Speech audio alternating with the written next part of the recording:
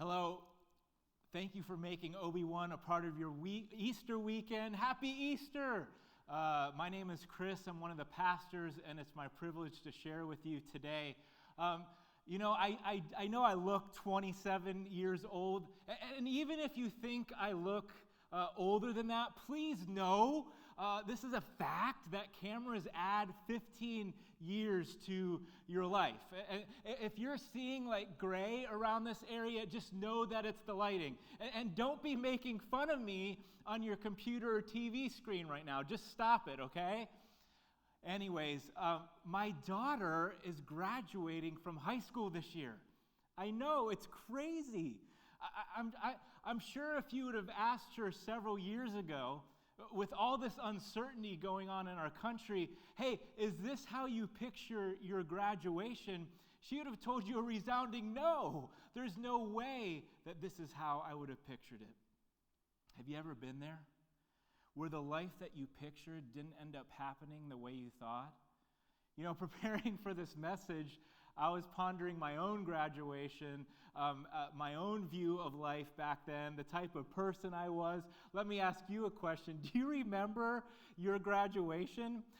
Does anyone want to pull out some old photos from graduation and put it on Facebook and Insta right now? Isn't it funny how we some of us thought we were cool back then, whether it was the way we dressed, our hairstyles, and now we look at old photos and we're just like, oh man, what a dork I was. Here's the cool thing. Some of you were ahead of the game. You didn't need to know that you were a dork now because you thought you were a dork back then. You already knew it. You didn't need a photo to give you that realization. Man, life looked so different back then, didn't it? Do you remember your thoughts and life view around graduation? Some of us had big dreams and we thought, finally, I'm free. The sky's the limit. Some of us were excited just to be 18, like, yes, I don't have to listen to my parents or teachers anymore. Some of us may have felt that high school wasn't the greatest, and this finally gave us a chance to start again. Man, I hope that many of you have seen your dreams come true. I hope that you've had fresh starts. I hope that life has treated you well. And I hope that you've seen some successes along the way. That said, after high school, something really crazy happened. Adulting happened. Man, adulting is hard, isn't it? Let me tell you how hard adulting is. This is how hard it is. This is how crazy it is. We have to get these things called jobs to pay these things called bills. I mean, who thinks of these crazy things? This thing called life can throw so many curveballs. Oh man, that wasn't part of the plan. I didn't see that coming. Man, who would have thought in January 2020 that we would get this thing called a pandemic, and at Easter, this is what it would look like. I mean, none of us saw this coming. Even beyond the pandemic, there are times where we're left wondering, will my dreams ever come true? Some of us don't even dream anymore because it's so painful since we're so far from our dreams. Life threw hurt so deep that it kept us wondering, will my dreams ever come true? Some of us, it's just too painful to dream, so we don't even do it. Over the years, some of us have made decisions that derailed our progress. We may still be suffering the consequences of some of our decisions, or we might even be suffering some consequences of some decisions that people put on us. Some of us carry shame and regret, so much so that has become a part of our identity. Even when good things happen, we get the job that we always wanted. We get the recognition we always thought we deserved. We get married. We have kids. We get the salary that we always wanted. We do so many good things. We get the opportunity that we dedicated our lives to. There are still parts of those wins. There's still seasons that were very tough, even with those good things. Does any of this resonate? Ever been there? Of course you have. And collectively, much of the world is there right now. Life has this way of getting us to a place where we wonder, does life really have that much meaning? Is this all there is? I guess this must be my lot in life. Will this be the end of my story? Or is this all my story will ever be? I'm here to tell you, thankfully, this does not have to be all that there is to your story. There's someone that can bridge the gap between your current story and the other side of your story. He's the first person that ever loved you, and he still loves you. His name is Jesus. And for our remaining time together, I want to share a few stories with you to show you that Jesus can be your bridge to your story. So there's this dude in the Bible that was born blind. And some of Jesus' followers asked Jesus if this person was born blind because of his sin or his parents' sin. It's like, thank you, Jesus' followers. 1 point for compassion for the home team.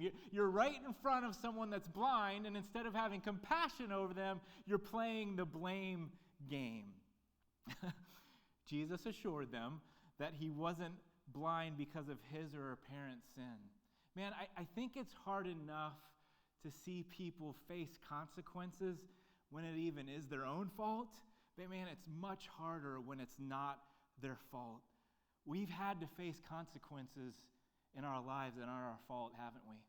And currently, in our country and in our world right now, we're facing a pandemic, and many are facing consequences that are of no fault of their own.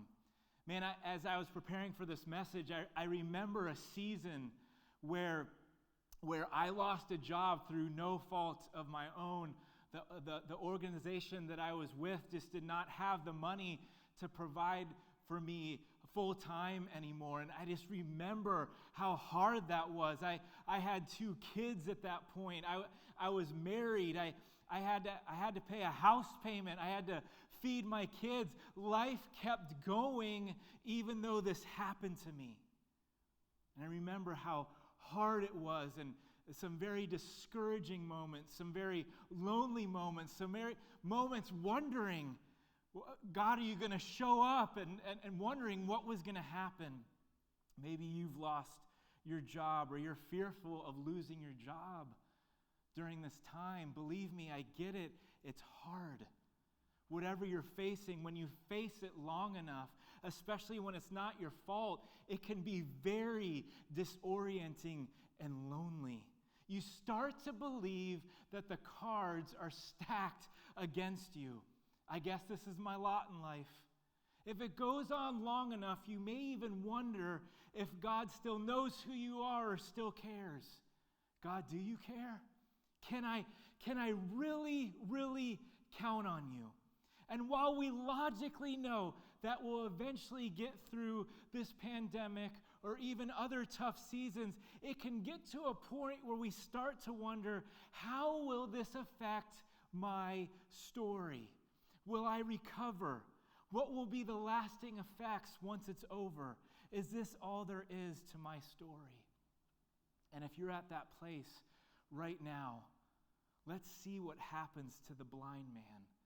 Can Jesus bridge his story?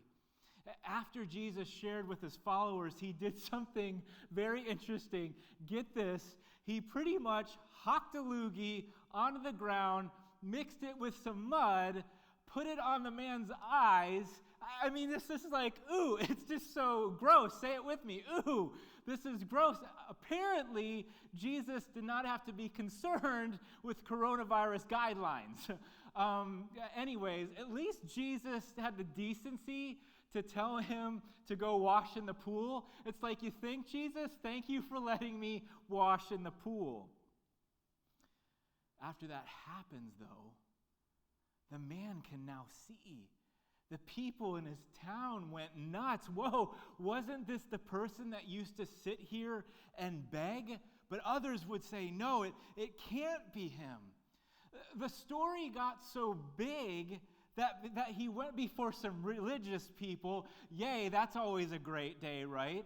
And they told them the story, and he told them the story of what Jesus did. Instead of being amazed, get this, instead of being amazed at what Jesus did, of course, instead they did what religious people do best. They argued with one another.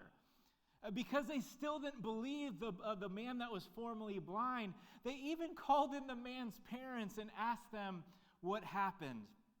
The parents said that he's definitely our son and that he was born blind, but you'll need to ask him how he can see now.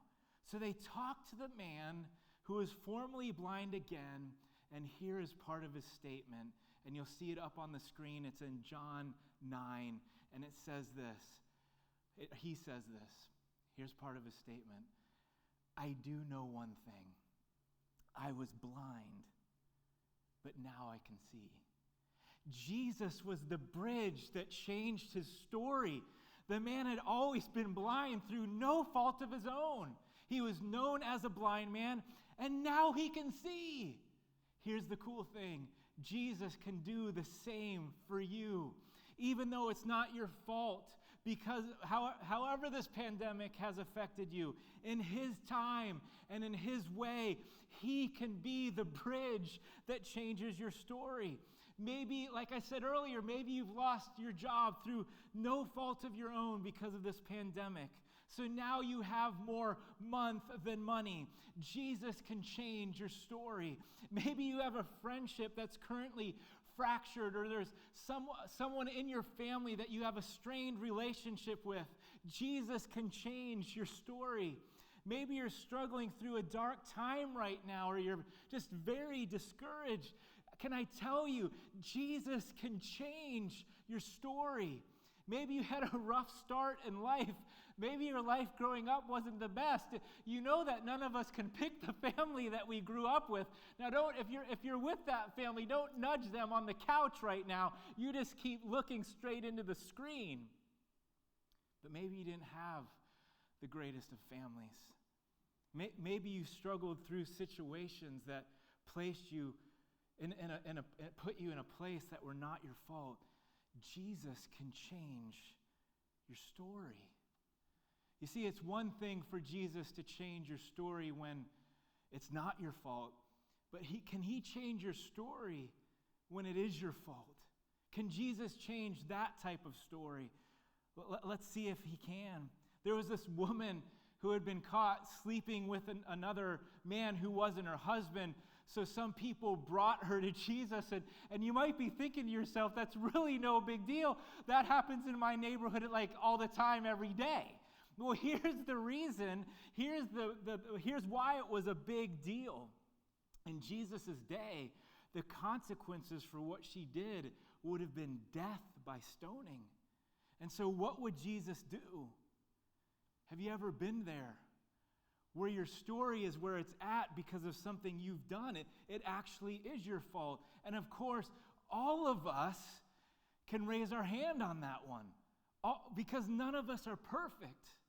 And maybe you find yourself at that place right now. Maybe you're wondering, this is it. This is how my story will end. I will always be known this way. I deserve the consequences and guilt that has come my way. See, when something isn't your fault, I believe it's easier to believe that Jesus can change your story. But when it is your fault, you start to wonder, can he change it? Or is this how it will always be? Let's see what happens. Can Jesus bridge her story to, you can look at the screen, it says this in John 8. They kept asking him questions, so he stood up and said to them, has any one of you not sinned? Then you be the first one to throw a stone at her. Something really cool happened after Jesus said this. One by one, the people that were ready to kill her started to walk away. Do you know that Jesus was the only one that could have followed through on the parameters that he put in place? He was the only one that was perfect. He was the only one that never sinned. What would he do? Would he stone her? Would this be the end of her story? Or would he change her story? This is what Jesus did. Let's look again at John 8. Jesus stood up and asked her, "Woman, where are they? Hasn't anyone found you guilty?" "No one, sir," she said. "Then I don't find you guilty either," Jesus said.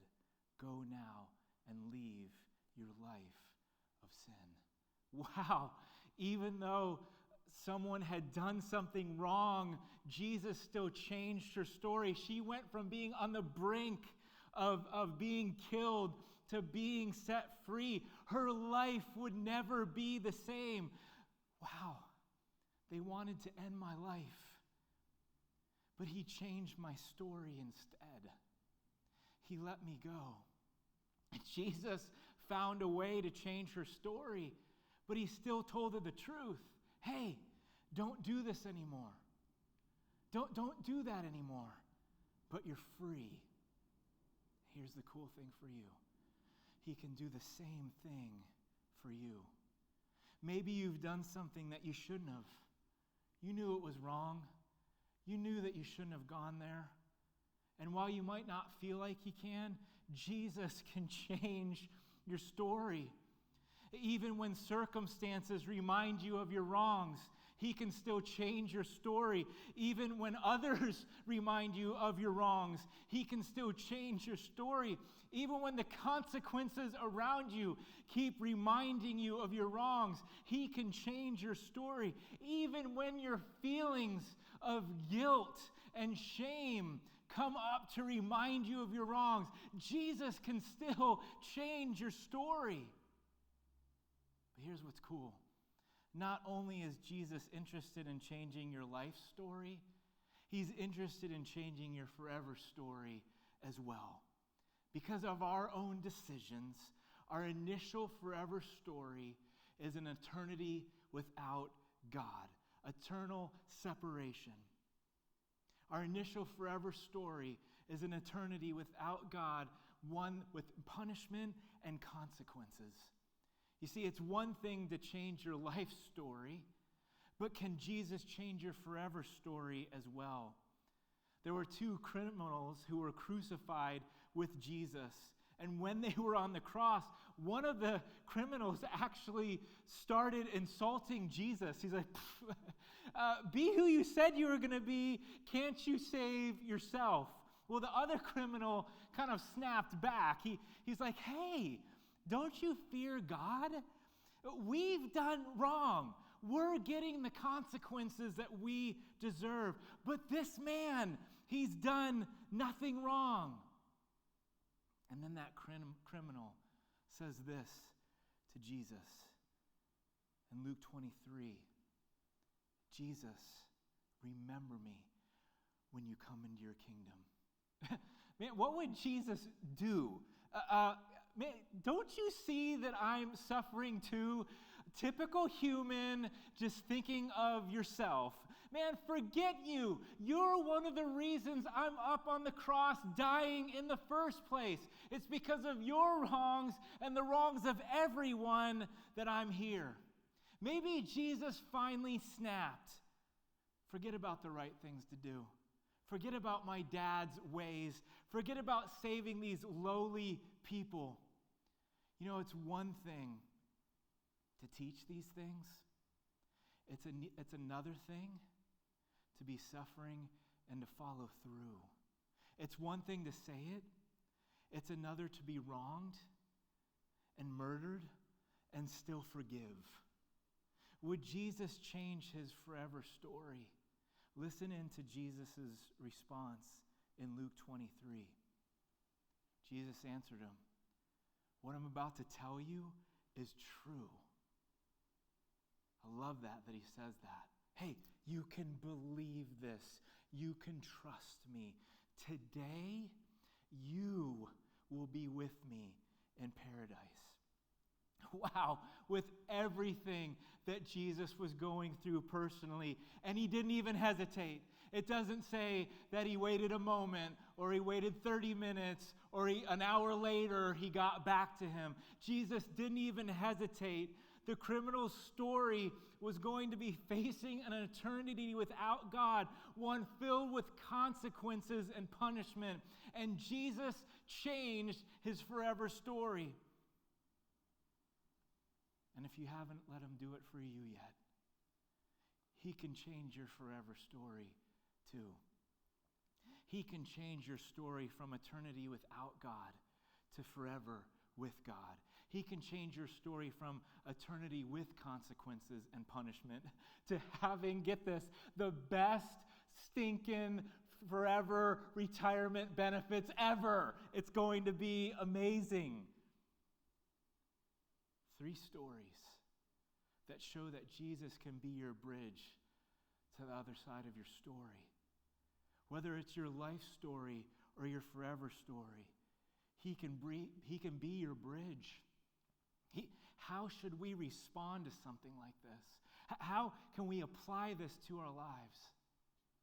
I have one thought for you today, and it's simple. It's simply this: step out. Step out. It's time to step out onto the bridge. What's the point of a bridge? The point is to get you from one side to the other. That said, the bridge does you no good if you just stare at the other side. You have to step out onto the bridge, trusting that it will hold you and that you can walk and get to the other side. I believe the same thing happens to us in our stories. We just can't stand there and look at the other side. We just can't stand there pacing, wondering. We have to step out, trusting that Jesus will hold us and get us to the other side of our story. I'm probably biased, but I live in an amazing state. I live in Cali. I live in California. I love living in California, and I'm not just saying that. We have one of the world's coolest bridges. It's called the Golden Gate Bridge. And according to Encyclopedia Britannica, it started in 1933 and was completed in 1937. It's said to be the most photographed bridge in the world. I remember when me and my family stepped onto the Golden Gate Bridge and started to walk on it. It was really exciting, but if I'm being transparent, it was unnerving at the same time, and here's why. When the wind would catch it, the bridge would start to sway a little bit. Here's where I'm going with that. I think life can be this way. The winds of life can be swaying enough where we start to wonder if we can trust Jesus to be our bridge. Can he really hold us? It's like, oh crap, I'm out here now. I took the step and now I'm in the middle and life is swaying. I'm on the bridge, but it doesn't feel safe. It's swaying. Jesus, I want to take a step out or I want to take another step, but can I trust you? Life is swaying right now. I can't promise you what's going to happen as you step out, but I do know that you can trust Jesus. I can't tell you when it's going to happen, but I can tell you that you can rely upon him. Maybe you're in a strained relationship with a spouse or some other person in your family. Maybe stepping out for you means attempting to reconcile, trusting that Jesus can restore relationships. Maybe you've lost your job during this pandemic. Maybe for you, stepping out means not giving up and trusting that Jesus can provide for you, yes, you, during the worst of times. Maybe fear has been creeping in lately. Maybe for you, stepping out means making decisions based off of faith and not fear, trusting that God is pleased when we step out in faith. Maybe you're lonely right now, or you're just so discouraged, or you're going through such a dark time. Maybe for you stepping out means telling someone else that you need some hang time or you need some connect time, trusting that Jesus can place people in your life because he really doesn't want you to do life alone. Maybe it's talking to God and letting him know where you're at, trusting that he really does care about where you're at. Maybe you've had a horrible past. Either one that's not your fault, or maybe a horrible past that is your fault. Maybe for you, stepping out is trusting that your future doesn't have to be defined by your past, because Jesus can really change your life story. Maybe your life story is fine, but you're not sure about your forever story. God makes it very clear that we can't get to him on our own. Listen to Jesus' own words in John 6. He says this, "The Spirit alone gives eternal life. Human effort accomplishes nothing." Did you see that? Do you see that? Human effort accomplishes nothing. Because of our own sins, the gap between God and us was too big for us to do it on our own.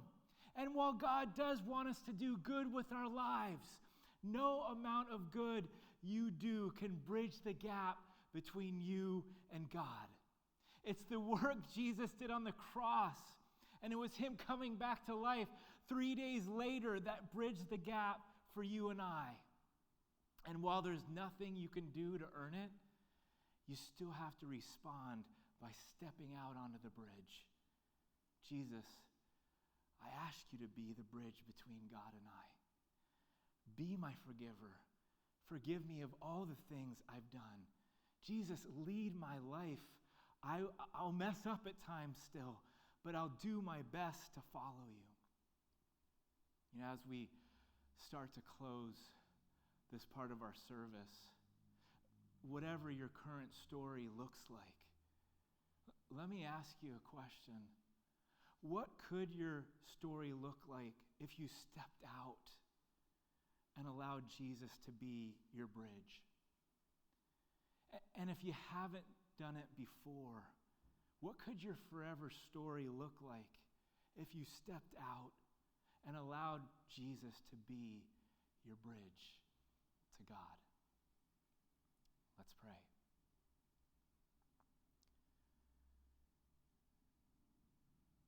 Jesus, we thank you so much for this thing called Easter Sunday, because it's a reminder to us, whether it's our life story or our forever story, that you really can change it. And I pray for my friends that are listening through a computer or TV screen right now, that you would speak to them about what it means to step out in their life story. Again, maybe some of them are fearful, or some of them are just going through a really hard time. Show them what it means to step out and to trust you to be their bridge, that you'll hold on to them. Encourage them today. You know, there might be a few of you that are listening and watching that, and you might want to add something like this to your prayer. Jesus, I didn't know what this was about. I just thought this thing was about God condemning me and somehow having to earn my way to him, but I see very clearly Jesus said it, human effort accomplishes nothing. And I know through the Easter story that Jesus was the one that did the work on the cross. And so today, for the very first time, I'm asking you, Jesus, to be the bridge that can get me to God. I'm asking you to forgive me of the sins and the wrongs that I've done. Thank you for forgiving me. And Jesus, I ask you to be the leader of my life. I won't be perfect at it. I won't. But I'll do my best to let you lead me. I'll do my best to follow. And Jesus, for all my friends listening, encourage them today. I know it might not happen today or tomorrow, but encourage them to take a next step because you truly can be the bridge to their story. Thank you, Jesus. Thank you for what you did. Thank you for dying. Thank you for conquering death by coming back to life. Thank you so much. We love you. Pray these things in your name.